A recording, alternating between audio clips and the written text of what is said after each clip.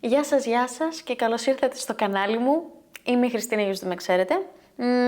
Και έχω να κάνω βίντεο 1,5 μήνα. Απέχω πολύ καιρό τώρα, αλλά επέστρεψα. Επέστρεψα. Είμαι εδώ και είμαι εδώ για να πω τι έχει συμβεί, τι έχει γίνει, γιατί έχω χαθεί και ότι είμαι έτοιμη να επιστρέψω. Δρυμύτερη, επιτέλους, μετά από τόση ενοχή με τον εαυτό μου που λείπω και που είμαι αλλού και που δεν μπορούσα να το κάνω αυτό. Αλλά έχουν συμβεί αλλαγές και είμαι πολύ χαρούμενη που είμαι εδώ για να σας τις πω, που ξανέβαλα την κάμερα, ξανέβαλα το μικρόφωνο. Είμαι σε ένα νέο background, σε ένα νέο σπίτι πια. Οπότε το αφήνω εδώ και να πω σε αυτό το σημείο ότι αν σας αρέσουν τα βίντεό μου και είστε ακόμα εδώ οι περισσότεροι, μπορείτε να πατήσετε ένα like και μια εγγραφή στο κανάλι μου και το κουδουνάκι για να σας έρχονται ειδοποιήσεις και πάμε να ξεκινήσουμε. Λοιπόν, τι έχει συμβεί. Τι έχει συμβεί, γιατί έχω χαθεί.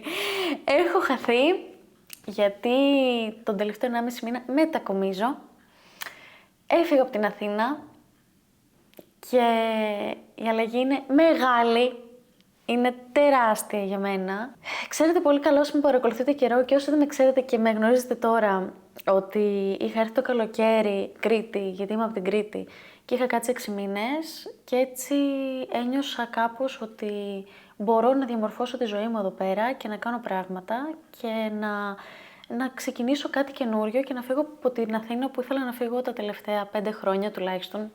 Ήμουνα 7 χρόνια στην Αθήνα, από το δεύτερο χρόνο περίπου ήθελα να φύγω. Είναι μια φάση πολύ καινούρια. Έπιασα αυτό το σπίτι, δεν είμαι στο πατρικό μου, έπιασα δικό μου σπίτι. Είχε πάρα πολλή δουλειά, είχε πάρα πολύ άγχος. Πολλοί θα μου πείτε γιατί δεν μας έκανες και ένα βίντεο με το κομμάτι της που άφησες το παλιό και πιάσε το καινούριο και να δούμε πώς το διακόσμησες κτλ. Δεν το έκανα, μπορώ να σας βάλω κάποια πλάνα από κάποια κομμάτια, δηλαδή από το ότι πώς ήταν το σπίτι όταν το άφησα πάνω, πώς ήταν σε κάποια φάση, πώς είναι αυτό όταν το έπιασα πρωτού βάλω τα έπιπλα και φυσικά μπορώ να σας δείξω αν θέλετε κομμάτια του σπιτιού, όπως είναι το γραφείο μου, όπως είναι το σαλόνι μου, πώς το έχω φτιάξει κτλ.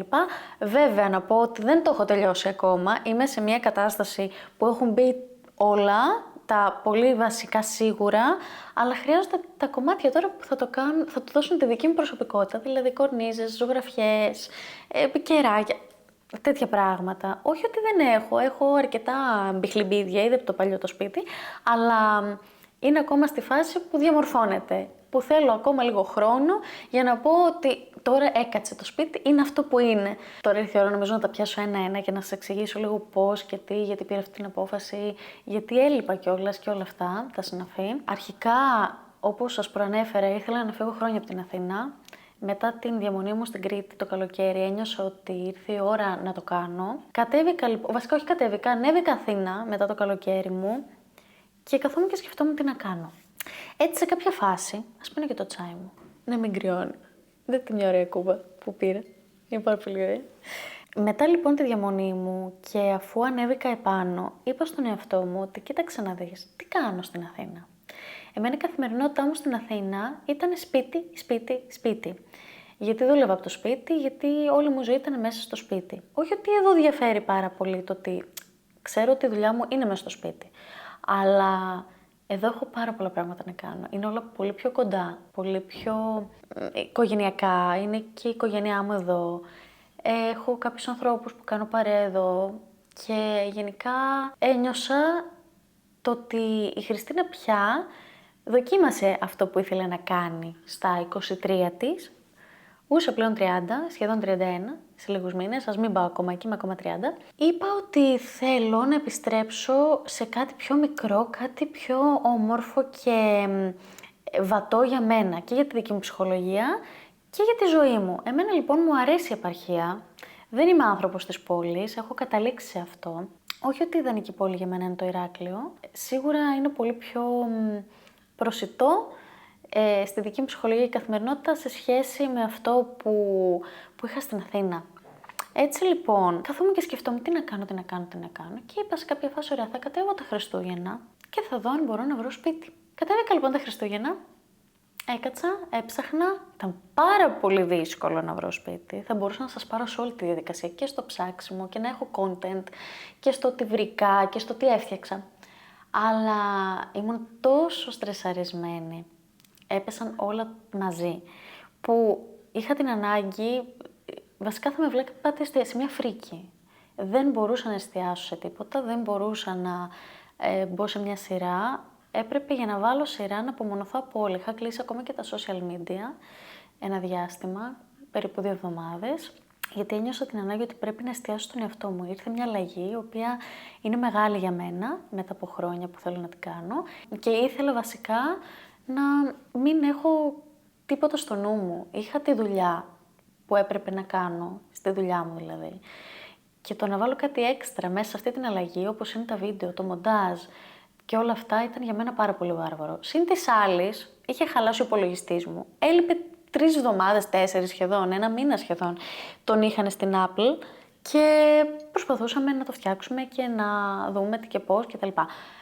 Και έτσι δεν είχα ούτε καν υπολογιστή. Το είχα νομίζω ανεβάσει και σε μια ανάρτηση εδώ στο YouTube, σαν ανακοινώσεις, και ήταν και αυτό λίγο ανέφικτο για μένα, δηλαδή δεν με βοηθούσε το ότι δεν είχα υπολογιστή για να κάνω μοντάζ, οπότε ήρθανε μαζί και είπα ωραία, η ζωή μου δίνει μια παύση από αυτό, ας την πάρω. Ξέρω ότι θα μείνουν πολλά πράγματα πίσω, ο αλγόριθμος, η ροή, οι άνθρωποι που με βλέπουν, θα μου στείλανε ας πούμε στο Instagram και μου είπανε πού είσαι, θα ξανακάνεις βίντεο, θα ασχοληθείς ξανά με αυτό. Και έλεγα ναι, φυσικά είμαι εδώ, απλά συμβαίνει αυτό και αυτό. Το έκανε το spoil μου δηλαδή. Ένιωσα την ανάγκη να απομονωθώ. Μου έκανε καλό και ακόμα και τώρα, δεν θα σας πω ψέματα, ζορίζομαι ακόμα, αλλά νιώθω ότι κάπως αρχίσω να μπαίνω σε σειρά, σιγά σιγά. Έτσι λοιπόν, κατέβηκα, έψαχνα, ενώ έμπαινα σε ό,τι site υπάρχει για σπίτια, τέλος πάντων, να μην ονοματίσω τώρα. Σε κάποια φάση είπα, είχα απελπιστεί, δεν έβρισκα, ήταν όλα πανάκριβα, δηλαδή 60 και 70 τετραγωνικά, 800 ευρώ. Λέω, παιδιά, πού ζούμε, δηλαδή, σε ποια χώρα ζω εγώ και δεν το ξέρω, με τι μισθούς, ας πούμε, το πληρώνεις αυτό το σπίτι. Θα μου πεις γιατί δεν έπιασε 40 τετραγωνικά και θα σου πω γιατί δεν με φτάνει πια, γιατί έχω πολλά πράγματα και επίσης γιατί και τα 40 τετραγωνικά είχαν 500 ευρώ και 600 ευρώ. Οπότε λέω από το να πάω σε 40 τετραγωνικά και να δώσω 500 ευρώ, ας πάω σε 70, ας πάω σε κάτι λίγο πιο μεγάλο για να μου είναι πιο ευρύχωρο. Και έτσι, κάποια μέρα μπήκα στο Facebook, στο Marketplace και βρήκα το συγκεκριμένο σπίτι. Το είδα, ήταν ένα παλιό σπίτι, αλλά ήταν σε φανταστική τοποθεσία. Και λέω, εντάξει, δεν χάνεις κάτι, πήγαινε δες το. Ήρθα λοιπόν εκείνη τη μέρα και το σπίτι, ενώ ήταν παλιό, είχε μια φοβερά θετική ενέργεια. Έχει φως, είναι μεγάλο, έχει χώρους, έχει μια απίστευτη αυλή μπαλκόνι. Είναι μονοκατοικία κατά κάποιο τρόπο, δεν είναι ακριβώς, αλλά είναι κατά κάποιο τρόπο. Τι ήταν αυτό, δεν ξέρω. Το αγάπησα, συναντήθηκα και με τους ανθρώπους, συμπαθηθήκαμε πολύ και το κλείσαμε. Λέω, Χριστέ μου, βρήκα σπίτι. Πολύ εύκολα, δηλαδή ζορίστηκα, όταν σας είπα πριν ζορίστηκα, ήταν ότι δεν υπήρχαν επιλογές, ήταν όλες πολύ περιορισμένες. Αλλά το βρήκα το σπίτι σε 10 μέρες. Δηλαδή δεν ήταν ότι έκατσα 2 μήνες, 3 μήνες που καθόμαστε υπό άλλες συνθήκες και λες, wow. Ήρθε, χτύπα ξύλο πολύ όμορφα. Και το πήρα ως καλό σημάδι αυτό, γιατί συνήθως όταν δεν μου φέρνει ο Θεός και η ζωή τα πράγματα όπως, ας πούμε, εγώ μπορεί να τα σκεφτώ, λέω ότι ίσως δεν είναι για μένα. Αυτό ήρθε πολύ ομαλά. Και έτσι είπα, εντάξει, πάμε. Ανεβαίνω πάνω λοιπόν μετά τις γιορτές, κανόνισα τα διαδικαστικά γιατί το σπίτι ήθελε βάψιμο, δεν ήταν βαμμένο, ήθελε κάποιες εργασίες να γίνουν και ακόμα θέλει κάποιες.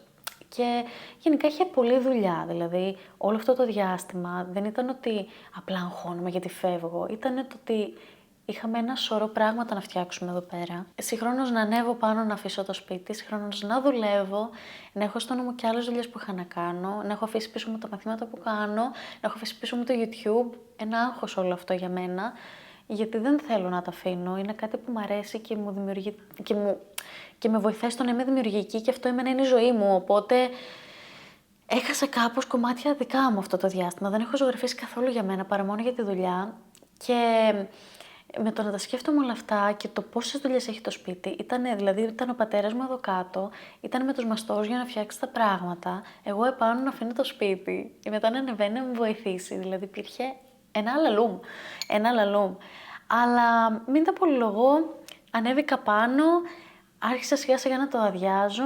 Δεν ένιωσα κάτι συγκεκριμένο, να σας πω την ίδια. Δεν ένιωσα θλίψη που άφησα το σπίτι πάνω, ενώ το αγαπούσα πάρα πολύ εκείνο το σπίτι.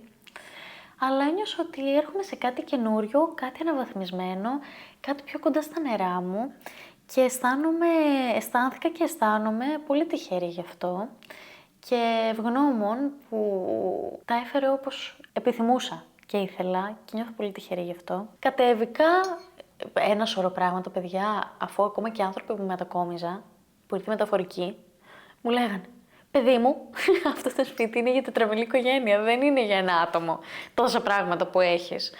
Και φανταστείτε πόσο ζορίστηκα να τα πακετάρω, να τα φτιάξω και να κάνω όλη τη διαδικασία. Δεν υπήρχε. Τέλος πάντων, κατέβηκα λοιπόν, άφησα την Αθήνα, χαιρέτησα τους φίλους μου, αυτό ήταν λίγο δύσκολο. Και κατέβηκα και ξεκίνησα να φτιάχνω και εδώ τα λοιπά. Ευτυχώς, εντάξει, είχαν γίνει πολλές εργασίες, πολλές, δηλαδή η τύχη, τα κουφώματα και αυτά, γιατί τα κουφώματα είναι ξύλινα που έχω σε αυτό το σπίτι, όπως σας είπα είναι παλιό, και χρειαζόντουσαν ένα φρεσκάρισμα, ένα βάψιμο, ένα ξύσιμο κτλ. Ξεκίνησα σιγά σιγά να ξεπακετάρω, έλεγα πέτα, μην υπάρχει πράγμα, δεν γίνεται αυτό το πράγμα. Θα σας βάλω πλάνα, θα σας δείξω το πώς ήταν το σπίτι όταν το έπιασα. Θα το βάλω κάπου εδώ τώρα, όσο μιλάω. Και μετέπειτα θα σας δείξω σε δεύτερο χρόνο το πώς έχει γίνει. Μπορώ να σας δείξω και τώρα κάποια πλάνα, απλά δεν είναι ακόμα έτοιμο. Δηλαδή δεν νιώθω ότι είναι έτοιμο για να σας το δείξω. Θέλω να το ολοκληρώσω και μετά να σας το δείξω. Οπότε το αφήνω λίγο εκεί, να σας αφήσω και σε μια αγωνία, να το πω έτσι, για να είμαι κι εγώ έτοιμη να το παρουσιάσω. Έτσι λοιπόν ήρθα εδώ. Και μου έχει βγει η πίστη. Έχω κουραστεί πάρα πολύ. Μένω και σε ένα σημείο που φτιάχνω μια πολυκατοικία δίπλα μου και βαράνε όλη μέρα. Και εγώ ήθελα να κάτσω να βγάλω βίντεο, να σας πω 5 πράγματα, να δείξω πράγματα. Και ακούγονται όλες οι διαδικασίες, να ολοκληρώνω και την πρότασή μου. Τα τρυπάνια, τα χτυπήματα, τα τριψίματα, η αμοβολή. Δηλαδή, ό,τι και να κάνουν στο κτίριο, ακούγεται απίστευτα πολύ, γιατί δεν έχω ηχομόνωση προφανώς. Και υπάρχει λίγο πρόβλημα με αυτό και έτσι νύχτα τώρα πια, με φως που φαίνεται στα γυαλιά μου, κοιτάξτε το βλέπετε, να το. Και προσπαθώ να μην κοιτάω πολύ προς τα εκεί, για να μην το βλέπετε στην αντανάκλαση. Προσπαθούσα και προσπαθώ να συνειδητοποιήσω όλο αυτό που συμβαίνει. Έτσι λοιπόν το έφτιαξα όπως μου άρεσε, πήρα επίπεδα τα οποία αγάπησα και αγαπώ πάρα πολύ. Τα χρώματα, η αισθητική όλου του σπιτιού είναι πολύ Χριστίνα, αλλά λείπει ακόμα η ταυτότητα, η πολύ συγκεκριμένη και θέλω όλα τα καδράκια και ό,τι θέλω να βάλω στο σπίτι να τα φτιάξω εγώ αυτή τη φορά όλα. Θέλω λίγο να το σκεφτώ, κάθομαι να ζωγραφίσω και δεν μπορώ να ζωγραφίσω. Είμαι ακόμα χαωμένη. Δεν μπορώ να κάτσω σωστά να ζωγραφίσω. Και το ότι κάθομαι τώρα και μιλάω τόσο ώρα σε μια κάμερα και δεν κάνω κάτι, δεν σκέφτομαι κάτι, δεν υπάρχει αυτό, είναι θαύμα. Είναι θαύμα και δώστε μου ένα συγχαρητήρια. Άρχισα να το τακτοποιώ, να υπάρχουν κάποια σκαμπανεβάσματα στο ότι κάτι χαλάει, κάτι έχουμε να φτιάξουμε, κάτι έχουμε να έρθει ο υδραυλικός, να έρθει ο ένας για τον ηλιακό, να έρθει ο άλλος για το ένα για το άλλο. Υπάρχει ένα ακόμα αυτό, αλλά να σας πω κάτι, κλείνει και αυτό σιγά σιγά, τελειώνει και με το σπίτι και νιώθω πολύ όμορφα που έκανα αλλαγή, επιτέλους.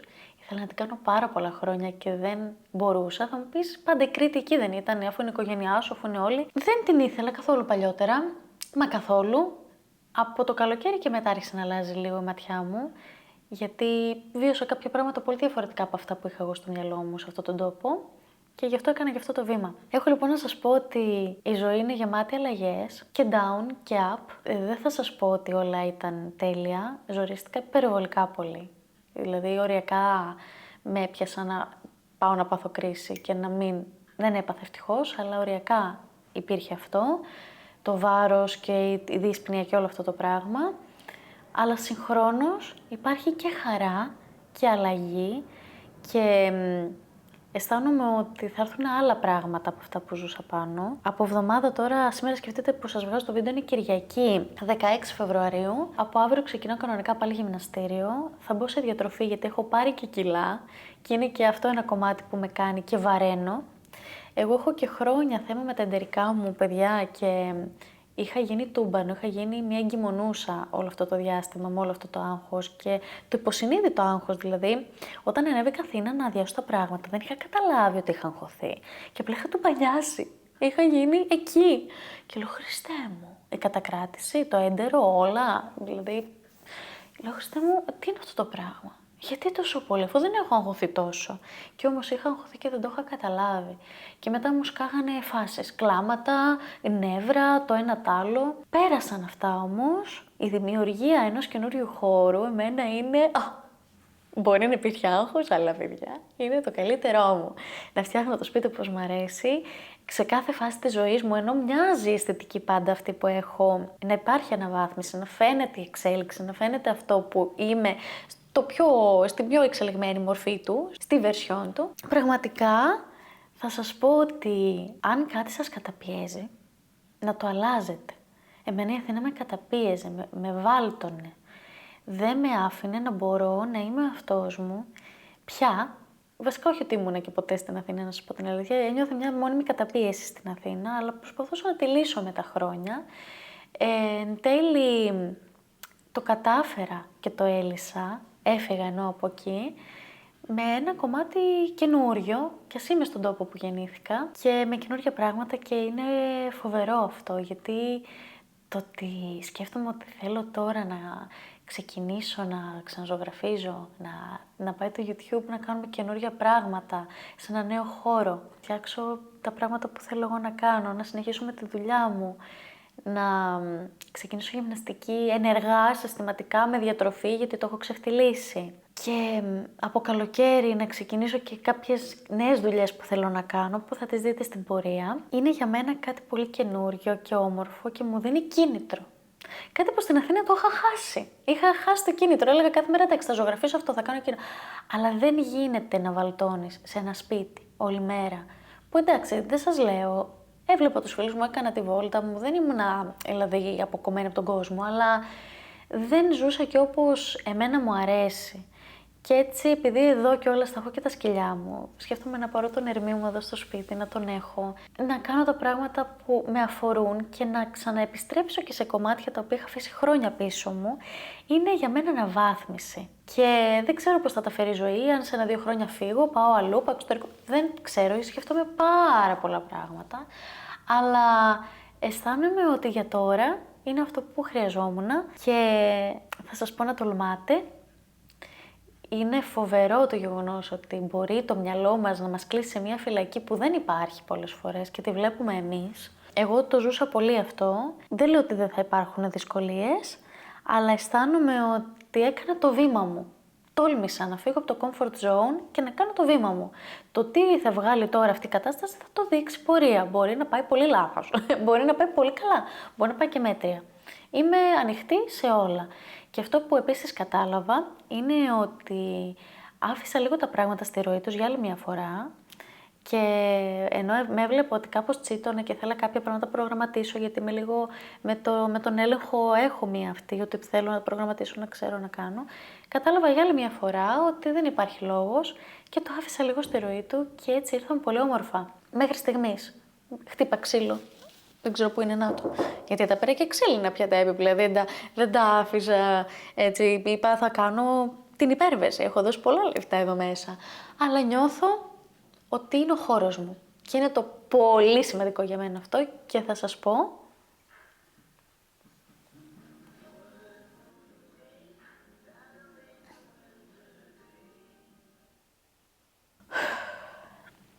Συνεχίζουμε.